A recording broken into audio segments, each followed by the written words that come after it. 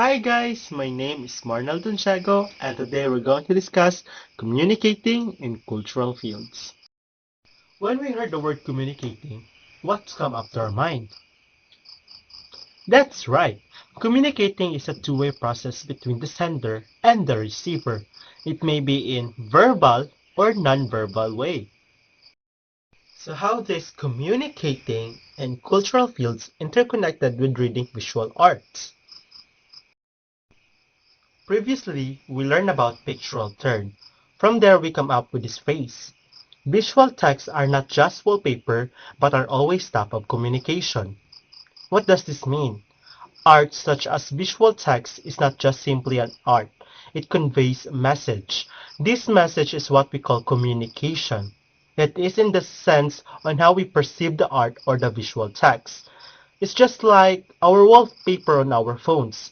It somewhat give us a mood or reminder whenever we open our phones. This type of communication is what Pierre Bourdieu called cultural field, in which the communication is made and which is added. Here are some examples of visual text and images.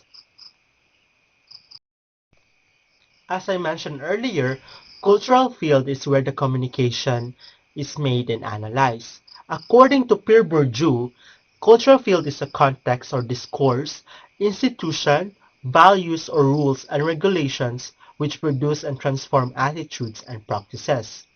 It encompasses social-cultural status, ethnicity, and other aspects of how an individual or group of different individuals perceive the meaning of the art.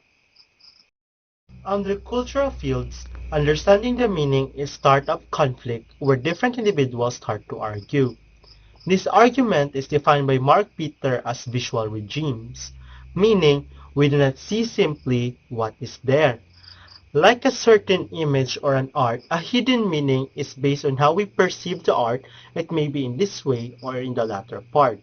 Here we started to make inferences and opinions that is maybe helpful to others or maybe against to what other people interpretation. There are two different types of visual regimes, the scopic and landscopic regimes. So what is scopic regimes? Scopic is derived from a Latin word scopium meaning to look at or examine.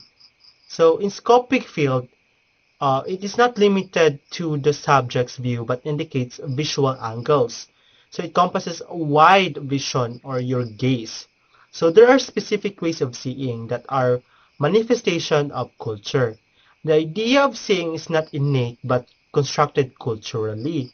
So one example is the gendered way of seeing. What a man perceives is different from a woman perception. So a scopic regime is an overarching experience of the gaze as enacted on the entire culture. On the other hand, we have the landscopic regimes. So what is landscopic regimes? So landscopic regime is refers to the revised visual discourses or the visual discourses that engage habits of perceiving the landscape specifically as primary representation. Here are some examples of scopic and landscopic regimes. So on the right side of the screen, we see the scopic regimes images, and on the left side of the screen, we have the landscopic regimes examples or images. In relation to visual regimes, let's consider the drawing titled The Straight Part of Your Body that you can see on the screen. So at the first glance, it may be naive or childish rather, firstly because it's child's drawing. However, in Western culture, children is being understood as having at the best a tenuous relation to reality. So since children aren't educated and lack access to these kinds of knowledge, let's say science or art, so they come up or we need to visualize or we need to what we call that one, take in part from this kind of drawing. So in visualizing this drawing titled The Straight parts of your body. So as you can notice, we encircled some body parts like the toes and the fingers. So these body parts that we have encircled is called the straight parts or the lines. So these parts belongs to the everyday discourses rather than scientific or an aesthetic one. So as you can see on the screen, we encircled some parts of the drawing. So the encircled one is what we call the irregular drafting.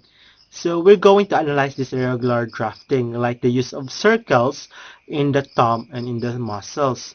So it somewhat portrays aesthetic, but disqualifies in the field of science, since it doesn't truthfully represent human body. So the purpose of the circle in this drawing is not for scientific basis, but it's rather than aesthetic one. It's about uh, imagery. In conclusion, visual text can communicate in the real world partly through cultural field, so from which this image or visual is hereby evaluated by different groups of people. With the use of symbols, shapes, and text, we easily drawn into a simple and shallow meaning of the image.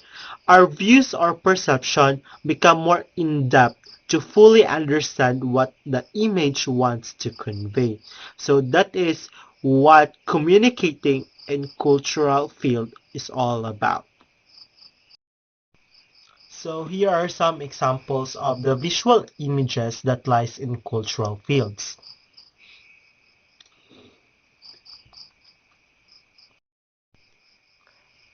Before we end this discussion, try to answer these 5 easy questions.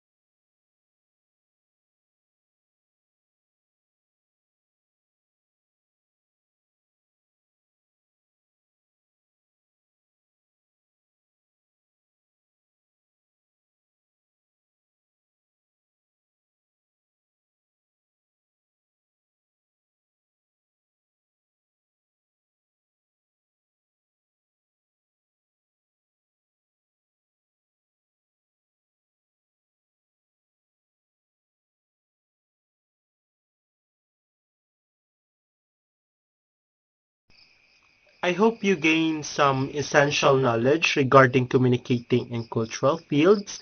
Again, this is Marnel and see you in the next video.